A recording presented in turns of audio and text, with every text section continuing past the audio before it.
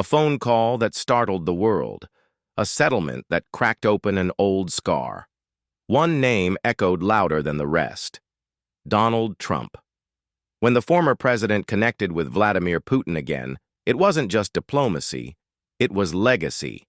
And when the U.S. government agreed to pay Ashli Babbitt's family, the past bled into the present.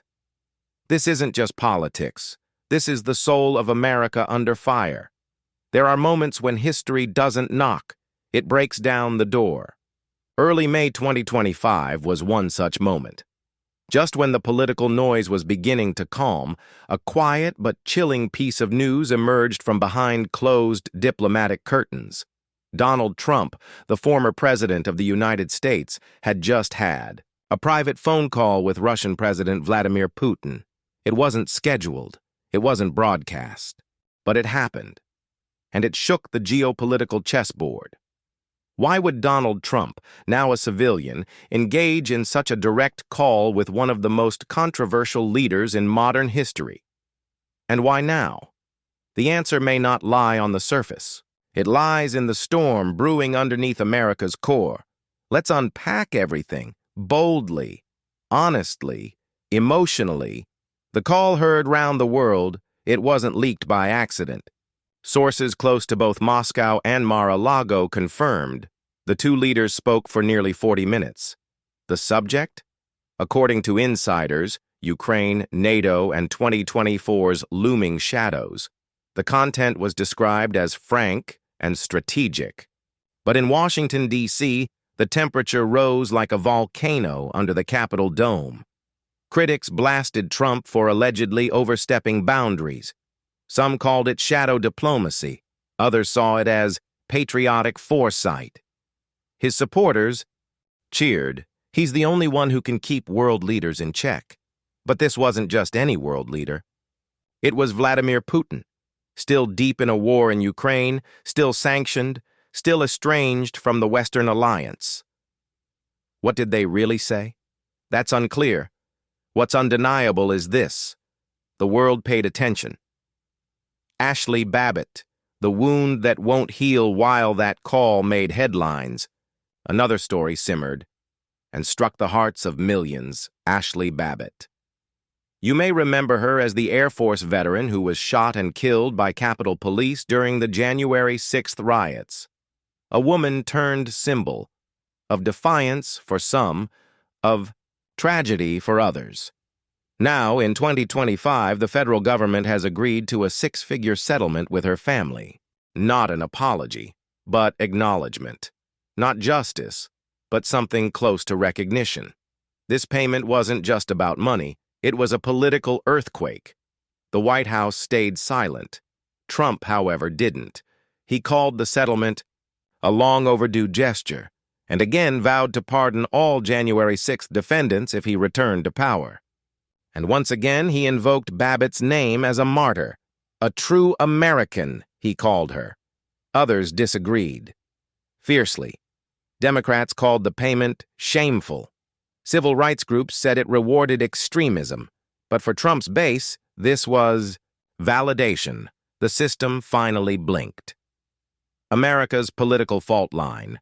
When you put these two events side by side, a call with Putin and a settlement over January 6th, you begin to see the bigger picture.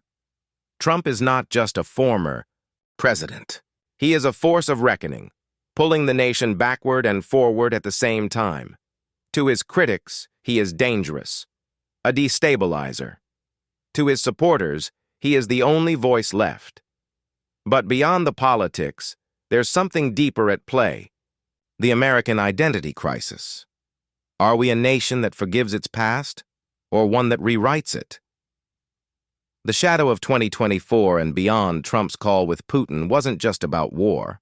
It was about legacy. While Joe Biden focused on diplomacy through traditional allies, Trump reached out to America's adversaries. It's a move that feels more like Cold War theater than modern strategy. Yet, in doing so, he reminded the world he's still relevant. But there's more. Trump is expected to announce his bid for re-election again, and many speculate this call was a power play, a way to remind both voters and rivals that he still commands a global presence. What role will Putin play? Will this strange bromance influence 2024's elections? Will this phone call spark new foreign policy debates? The answers are unknown, but the tremors are already felt. The gold card and Trump's influence, let's not forget. In 2025, the U.S. launched a massive immigration initiative, the American Gold Card. Designed to attract global talent, wealth, and investment, it became an unexpected battlefield for Trump and Biden politics. Trump, while not officially part of the policy, began endorsing it publicly, claiming it was his influence that led to such reforms. He called it proof that America wins when we think like Trump. His critics again were furious, but the public? Divided. What now? So here we are, a phone call, a settlement, a gold card. Seemingly separate events, but all threads in the same political web. Trump is crafting a new narrative, that he's not just a man of the past, but of the future, that his hands still shape the global order, that his voice still resonates. Whether you love him or hate him, you cannot ignore him. America. At the crossroads, this is the story of a nation not just battling politics, but memory. What we remember, what we forgive, what we fight for. Trump, Putin, Ashli Babbitt, the gold card. These aren't just names, they're chapters of a country torn between its past and its future.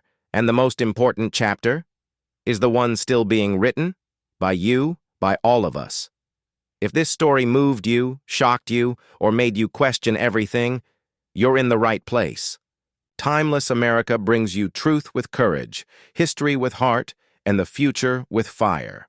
Like this video, subscribe to the channel, and share with someone who needs to know the truth behind the headlines. This is Timeless America, where history lives, where America speaks, and where stories matter.